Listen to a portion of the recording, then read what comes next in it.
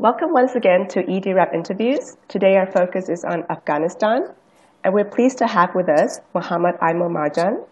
He's the Director General of ICT at the Ministry of Communications and Information Technology in Afghanistan. Aimal has been the focal point for the Digital Review of Asia Pacific, or DIRAP, since the beginning and have contributed to all 4 print editions. Welcome, Aimal. Thank you for taking the time to be with us today. Thank you very much, Christine. It is a pleasure to be with you, and it's really a pleasure to have DIRAP continuing with the e-DIRAP now.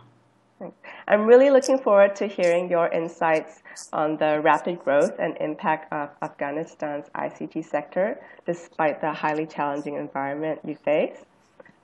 I think it's without question that the ICT sector has played a major role in the overall development of the country. And today, Aimal will be sharing with us some of the innovative applications of ICTs in social and economic development. And he'll talk about the enabling environment that the Ministry of Communications and IT has provided to make this possible. And we'll also be discussing some of the challenges faced and also the plans for addressing these challenges. Firstly, could you tell us about yourself and your role in the Ministry of Communications and IT? Thank you very much. As you mentioned my name, I'm the Director General for Information and Communication Technologies at the Ministry of Communication and IT here in Afghanistan. My office is responsible for the overall ICT policy in the country. My office is also responsible for the implementation of the projects. We also look at how ICT develops when it comes to the private sector, and we also look at the literacy portion of it. We also look at the regulation portion of it. So this office is looking from A to Z, the whole frequency of what the ICT should be touching upon. So we look at the ICT in education, ICT in health, ICT for economic development, ICT for social benefits, and all those in public service delivery. So that's what my office is looking after. Thank you. One of the ICT reports that I've read has quoted the Ministry of Communications and IT as playing a very positive role as the facilitator, policymaker, regulator, and builder of the ICT infrastructure. So first of all, could you share with us the current status of the ICT infrastructure? And secondly, your insights on how Afghanistan has reached this current state. Particularly, what were the key policies and strategies that have brought about this transformation in Afghanistan's ICT infrastructure? Thank you for asking this question. I think it is really important for all the audience around for the e-DIRAP to know that how Afghanistan started and what was the situation when we started and where we are at the moment. Back in 2002, when we started this whole process of development of the telecom sector actually in Afghanistan, we started with something that was almost zero infrastructure that we had. The whole country had only 15,000 digital phone lines, and that was only in 4 of the provinces, and there were no even interconnection between these 4 provinces, and there was no international connectivity. So that was a situation that we started from. No internet, there was no ICT market, no local industry. The very first decision that we took at that time in early 2003, late 2002, was that the government, specifically the Ministry of Communications and IT, shouldn't be the service an organization to deliver services. So the decision was that we should be only policymaker. We should put together an environment where the private sector should be able to play, and it should be a level playing field for everyone. So the decision was we opened up the private sector, and then we took the role of a policymaker. And at the same time, we decided that being a policymaker, we also need another entity which should be the regulator of the sector. So that was the initial decisions that we today, after 10 years, we are quite happy with our decision that we took at that time, because we developed from nothing to something that now we have 20 million telephone subscribers, starting from 15,000, and starting from no internet to something that now we have 2.5 million internet subscribers, and we have 85% of our geographic coverage, where people in 85% of the country, if you have population anywhere, they have access to ICTs. So I think the important thing for any government is that they should step back and they should be part of policy team rather than they go and they start doing the implementation themselves, because governments all over the world, they are same. They are slow in the decision making. They have a lot of bureaucracy around. They have a lot of other constraints from other ministries, from the overall government structure. So it's always good to open up sector to the private sector. They become your partner and they develop it. But yeah, you definitely need a strong regulations, strong legislative arrangement, which should enable the investors first to safeguard their investments, and at the same time to monitor them, that whether they are really giving services as per international standards or not. And at the same time, you have to also be ready to safeguard the rights of the consumers. So whether they are really getting what these operators or the private sector is meant to deliver to them. So I think that was the bold decision that we took, and because of this decision, in 2011, Afghanistan was given the GSMA Award.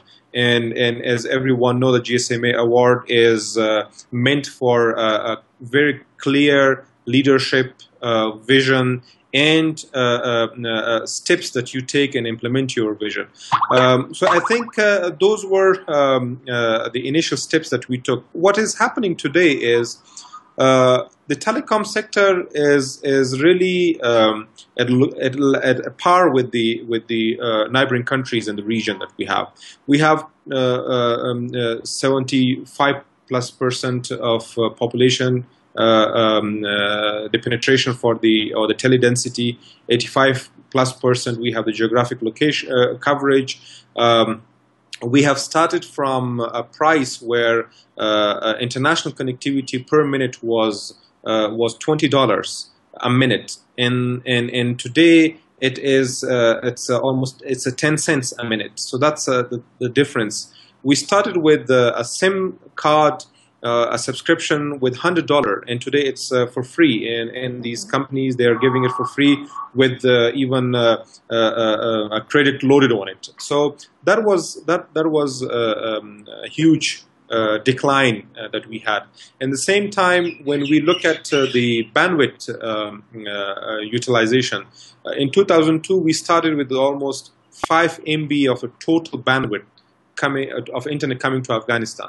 And today we have 15 gigabit of internet coming to Afghanistan. So that's a difference that we have. We started from 5 and goes up on that side, and then we have a decline when it comes to the tariffs and things.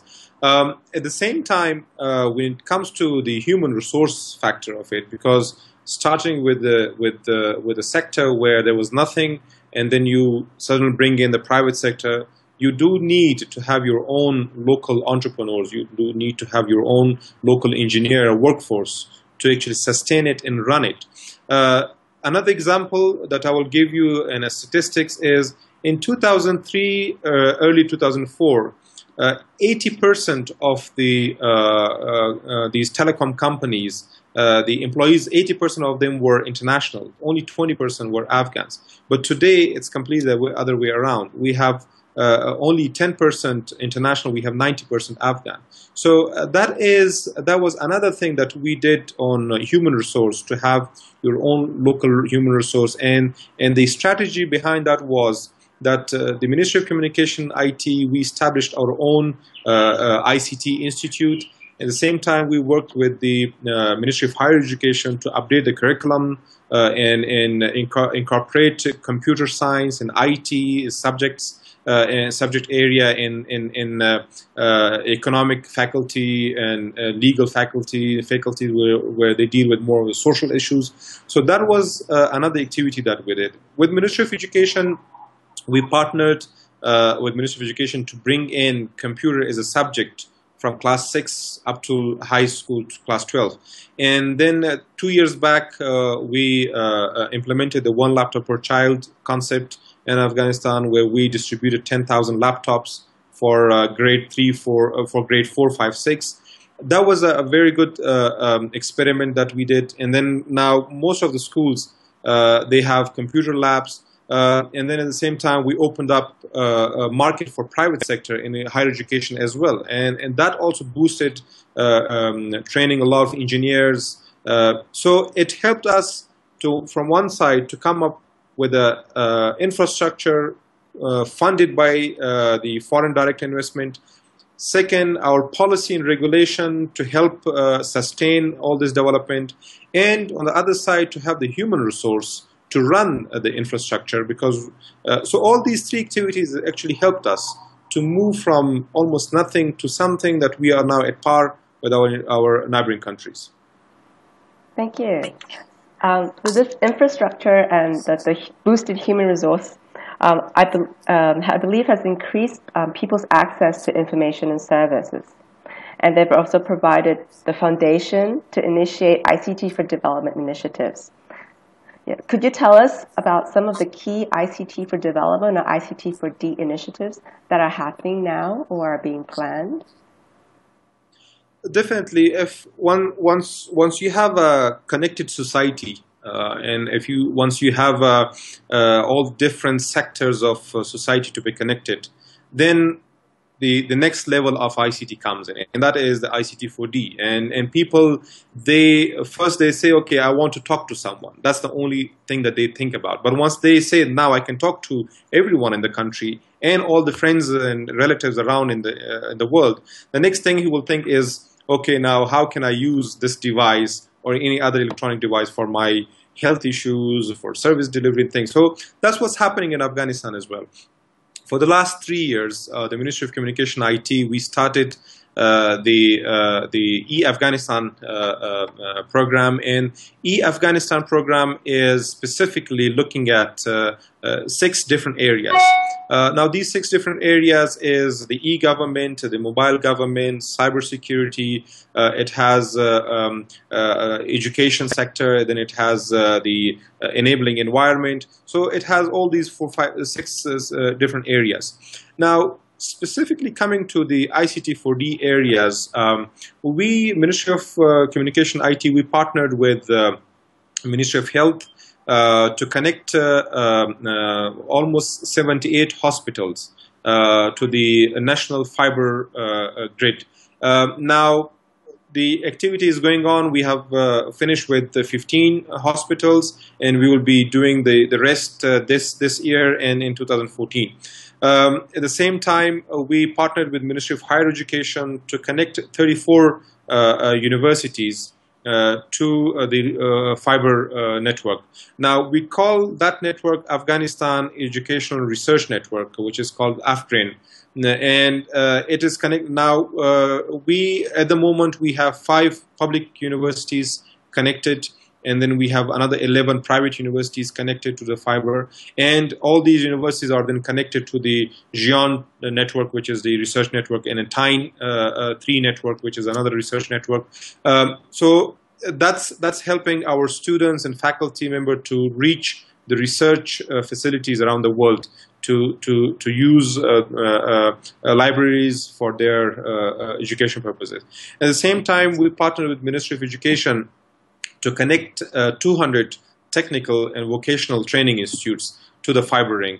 At the moment, we have finished with 55, and now it's not only connecting these schools, but at the same time, we're putting three important items in these schools. One is we are putting simulation labs there for 4 subjects, which is physics, chemistry, biology, and mathematics. And at the same time, we're putting interactive classroom tools, starting from whiteboards and then softwares, which connects the teachers with students for during their lectures. And still, we are not going towards an offline education issues because we're not that much connected. But yes, we are trying to connect instructor in student within the classroom because that's what they need. Most of the time, teachers, they come up with lectures where they are not connected to their students. Even they're in the same classroom, but they are not connected. So that's, we try to use tools and simulation softwares which will help them. So these are the areas that we are partnering with these organizations.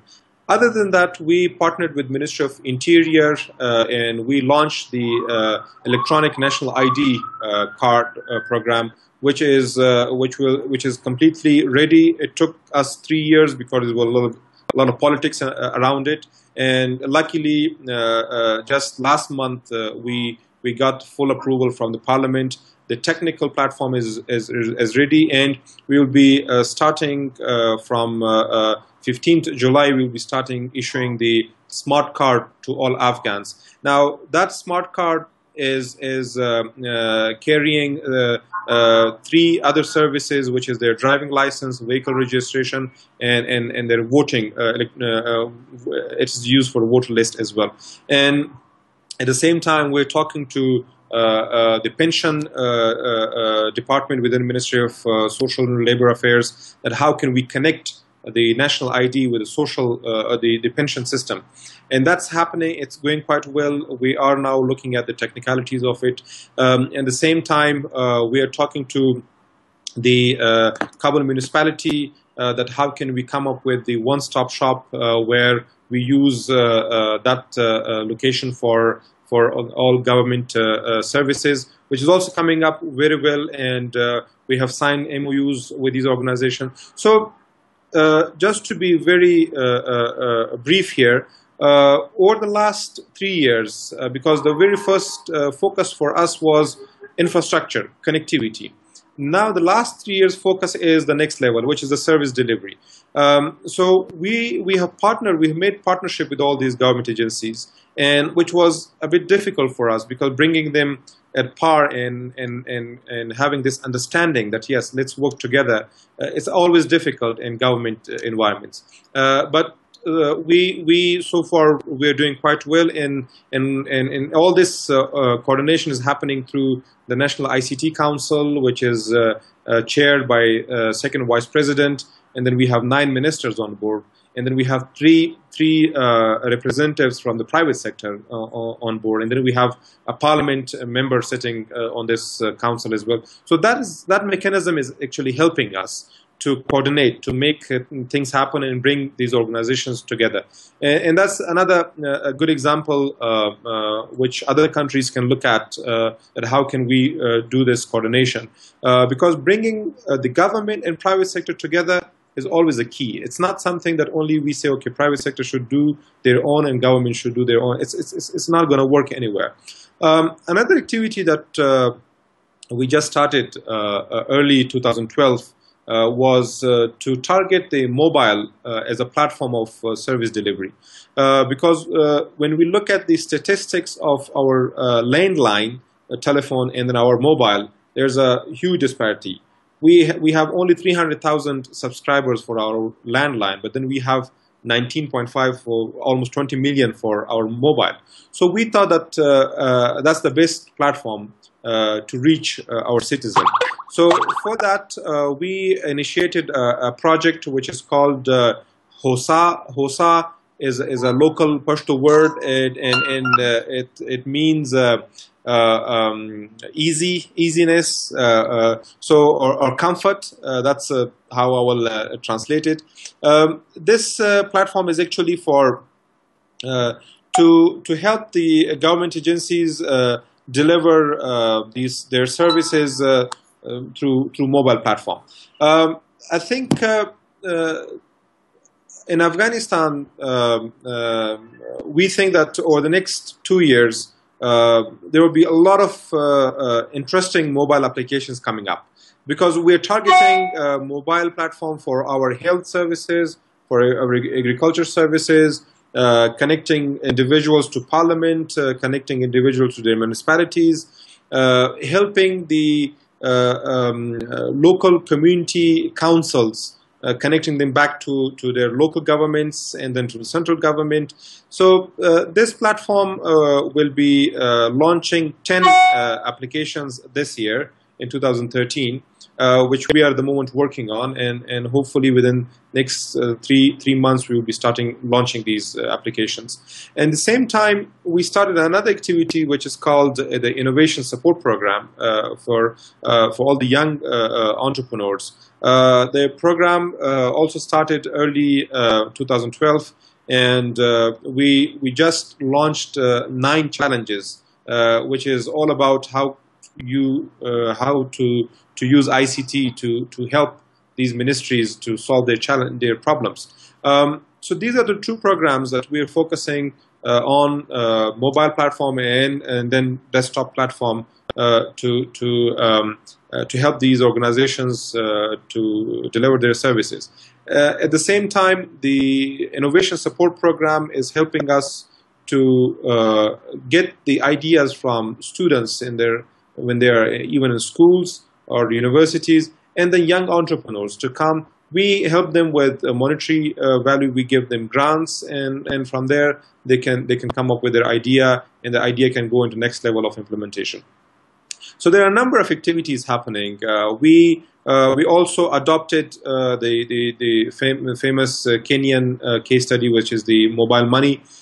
We took the mobile money as well, and at the moment we are using mobile money for salary of teachers, salary of police. At the same time, one of the operators is using mobile money for the utility bills of all electricity, Afghan Electricity Corporation.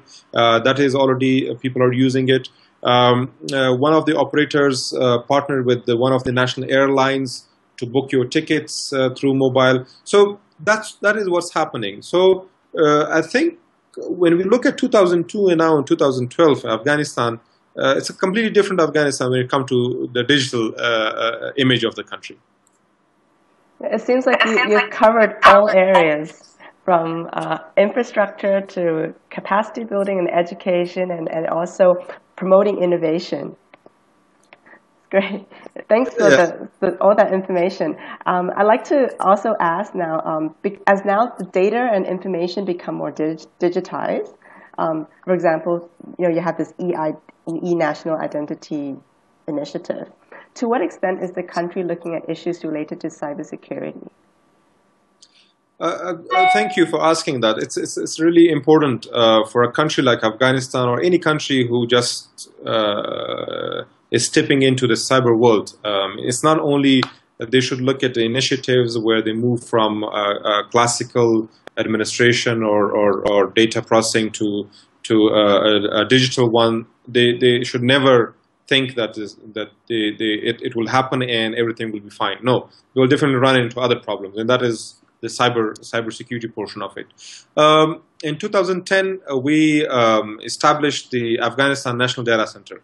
That was the first government center which is running for the last 3 years. The data center is specifically designed and it hosts the government digital data. All the websites that we have, almost 170 websites for all the government agencies, all of them are designed based on a specific platform, keeping in mind all this, the cyber threat portion of it, and it is hosted in data center. At the same time, the emails of the whole government are again hosted by this data center. But this is not enough. The next thing we did last year was we drafted our ICT law, which covers the digital transaction portion, or electronic transaction portion. It covers the cyber chapter. It covers the digital right management portion of it. So all three areas are covered by this law, which is now in the process of legislation, and it will go through hopefully Parliament early next year. So, but at the same time, last year we established the Information Security Directorate here at the Ministry of Communication IT, and that directorate has the cyber emergency response team. They have a very sophisticated NOC, which is connected to the national fiber ring. And we are at this stage doing the final testing for the national internet exchange point for the country, which we installed in 2011.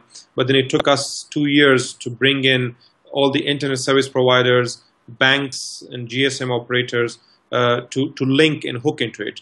Because another problem that we were running into was the IP allocation, the IP block. Because most of the countries like Afghanistan, who are late joiners to this information age, we missed the opportunity to actually use our own IP blocks. So all these operators coming and operating in Afghanistan, they use the IPs from other countries. So that is making it a bit difficult for us to take care of the cyber agenda, because we cannot trace and look at. But now with these activities, the National Data Center, the Cyber Emergency Response Team, the NOC for them, and the cyber police that we have just started with Ministry of Interior, the Supreme Court, and with the Attorney General Office. That is a partnership that we established early 2013.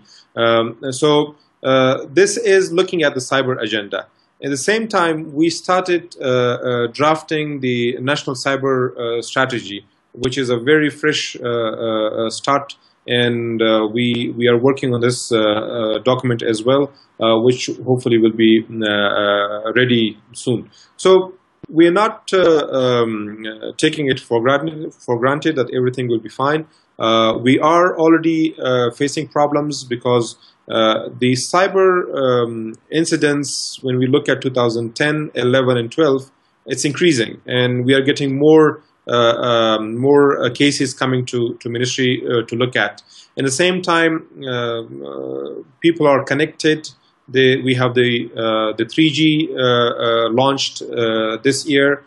We have 3 out of 5 operators. They are now giving 3G services. Now with 3G services, then you have more people connected. So if you have more people, people are getting into the social networking portion. So if you have more social media, you have more privacy issues and things. So yes, we are looking at that area, and we have already taken a number of important steps. Since you mentioned social media, I understand that there has been a boom in the use of social media in Afghanistan, particularly PayWest, is it? A mobile-based social network. Could you tell us a little about this trend and whether social media is being used for social and economic development? I think the social media is really taking a very everyone is found of to be part of Facebook and to be part of Twitter, to go on Google Plus and things like that. Yes, we started with PyWast. That was the first initiative which started, and that was more on you get in a SMS groups and you do SMS to your friends, and that really took quite well, and people started using it, and just in one year the subscribers went to up to 1.5 million subscribers. So that was something where we saw that yes, people in Afghanistan, they like to communicate through all these means. When it comes to Facebook, today we have 500,000 subscribers, Afghan subscribers using Facebook, and yes, they are active. They are using Facebook for a lot of social issues. There are a lot of serious groups out there on Facebook. They use a lot of discussions when it comes to legal issues, it comes to economic issues, it comes to political issues. So Facebook is really doing is contributing. In the same time, Twitter is also one of the very famous, not as Facebook is, but still the more serious community. The journalists, they are using Twitter. IT experts, they have communities. They're using Twitters. So all those associations that we have a number of associations. We have the National ICT Alliance. We have the Afghan Computer Science Association. We have the Open Source Afghanistan. We have the National ISP Association. We have the Afghanistan Telecom Network Operators Association. So that's also helping us to get this agenda rolling. So yes, social media is really playing a quite good role in the development. Are ICTs being used to promote better governance? For example, are there initiatives that encourage dialogue and public participation or outreach to minority groups and disadvantaged groups? The Ministry of Rural Rehabilitation and they have started an activity which is connecting the local community councils through SMS channels back to the ministry. And that is helping them to collect information on projects in a very remote areas of the country. That's helping them to collect ideas at what should be the next activities from this ministry. We have started to help our parliament to engage them into this e-parliament concept. But so far, I think it's a bit earlier for us to get our politicians fully understand and adopt the e-culture. But when we look at the society and government, we have really noticed a lot of changes. People they want to be online. For example, we 5 years back we established and developed the website for a president office. And today, when we look at the traffic, president.af is one of the very huge traffic generating website that we have. And that is giving us a good signal that yes, people, they try to connect and send information to the president office through their website and all. So we are helping people to engage with government and bridge them and reduce this gap between people and the government. But another thing which is one of the constraints which is in most of those non-English speaking countries, and that is the content. Definitely, if you don't have content, you will be always there with that gap.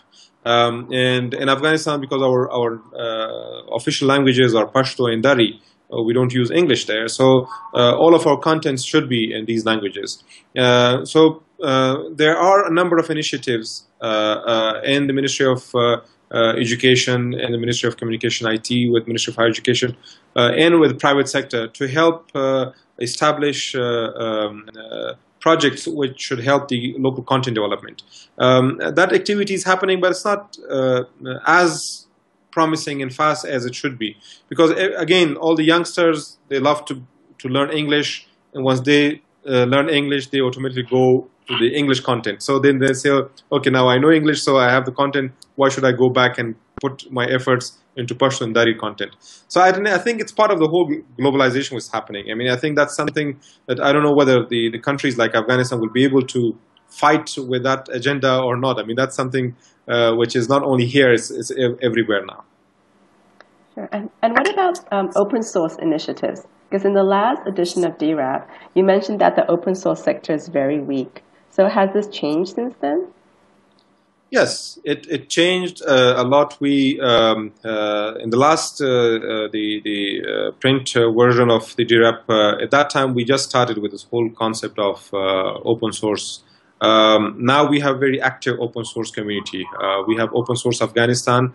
Last year we hosted the regional open source conference here in Afghanistan, and that was the first, and we initiated and we hosted, and we have all the 5 Central Asian countries, and we have Pakistan, we had Iran participated, and this year it was the second round was in Tajikistan. So from there you can judge that how the open source community has started from where, and now if we can host and initiate a regional cooperation on open source, that means there's a very active open source community here in Afghanistan.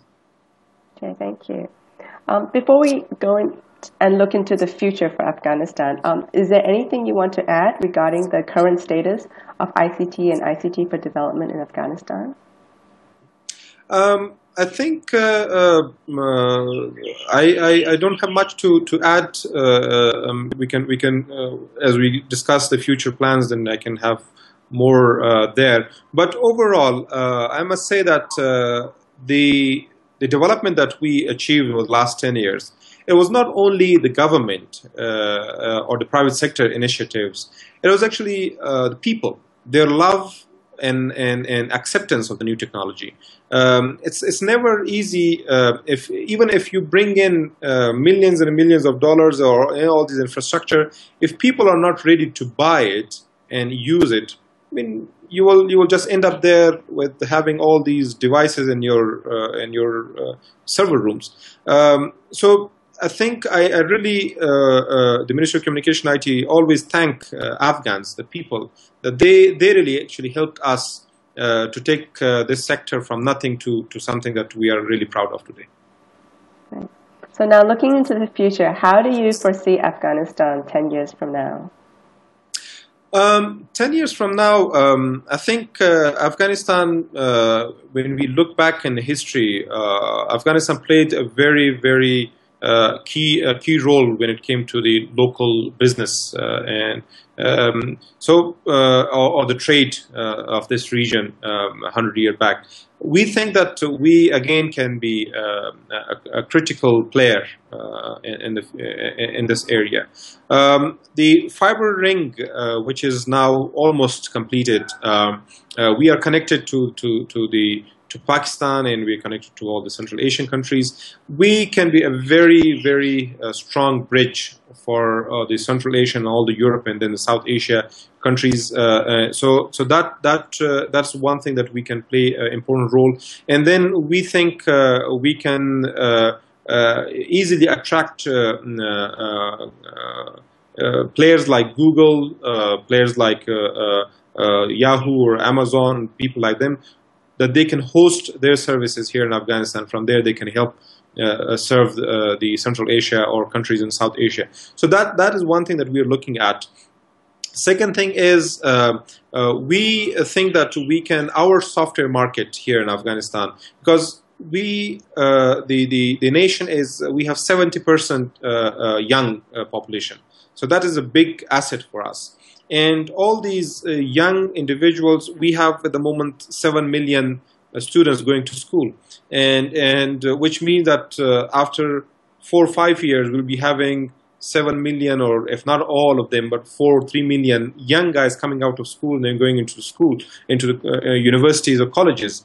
We think that Afghanistan can be a very good venue for the business process outsourcing, for the call center, for the offshore data entry. Because, as I mentioned, that our community, people, they love to learn English, and they go to and learn computers. So that's another area that we are focusing on. That how can we be another Bangalore or Hyderabad for Silicon Valley of US. So that's another activity that we are looking at.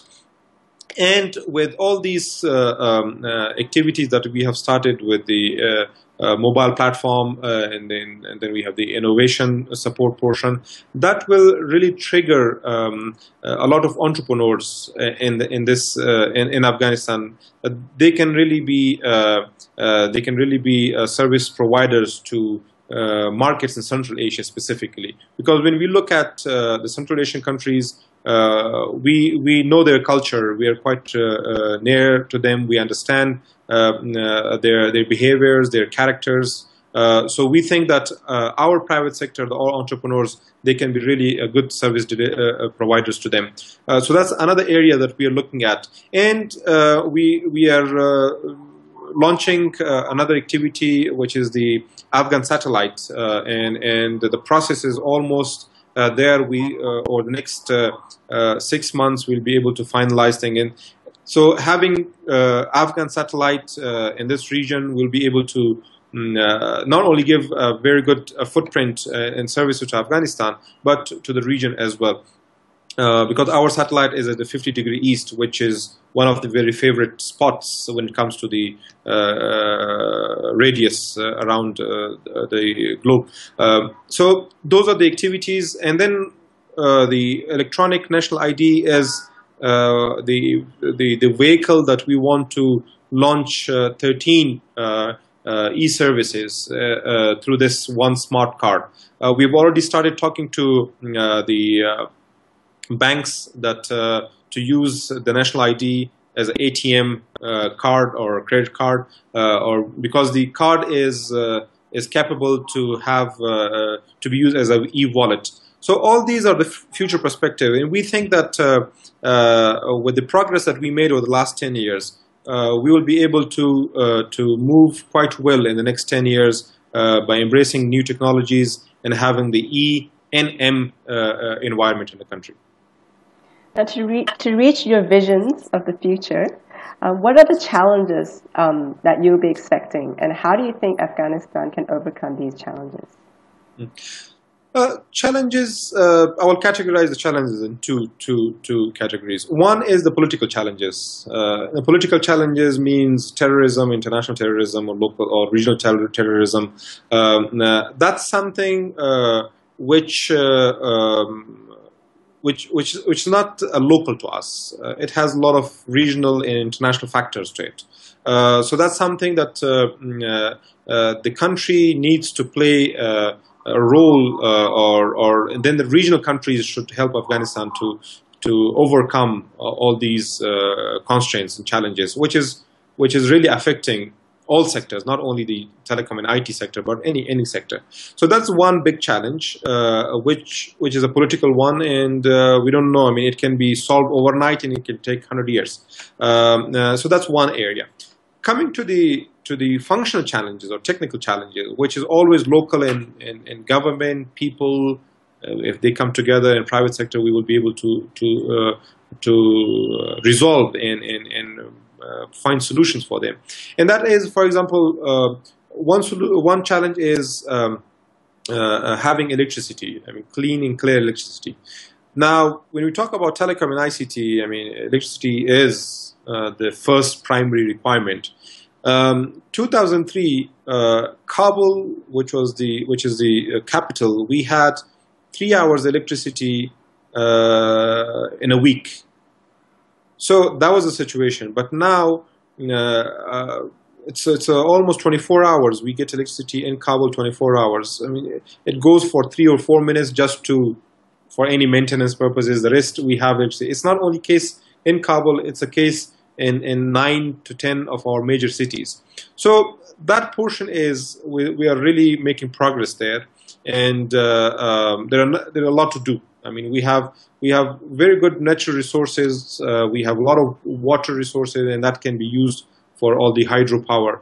And the responsible ministry for that is doing quite well on that side as well. So that is one challenge, which is still a challenge, because 10 cities is not the whole country. I mean, we have huge country, and we have to reach everyone. So electricity is one challenge. Second challenge is definitely the human power, human resource, which still we think it's not enough. What we are doing at the moment is not enough, because I'll just compare an engineer to a fresh graduate from university. When he joined any private company, the very first day he is demanding $1,000 to $1,500 a month as a salary. For a country like Afghanistan, where we have our GDP is like only $500, $1,500 starting salary is killing. It's difficult for the private sector to actually pay. But if you go to India or to Pakistan, you pay $1,500 to someone who is masters, and he has 8 to 10 years experience on the market. So that's the difference, and that's one thing that if we have more people in the market, then this will drop. So that's another challenge, which at the moment things are going quite well, and we are still pushing for having more education institutions to have more local human resource. The third area is difficult terrain in the country because Afghanistan we have harsh terrain, it's a mountainous, but we managed to put our fiber network, which is almost 4,000 kilometers, which is connecting almost 72% of our major cities. But still, we have a lot to do and move forward. Things are moving well. The only factor which is affecting us is again the security portion of it. When the engineers go out and they install these, so we have that problem. So difficult terrain is another problem that we have. The fourth thing is definitely, which I will put as a fourth, not as the first, is the landlocked environment that we have.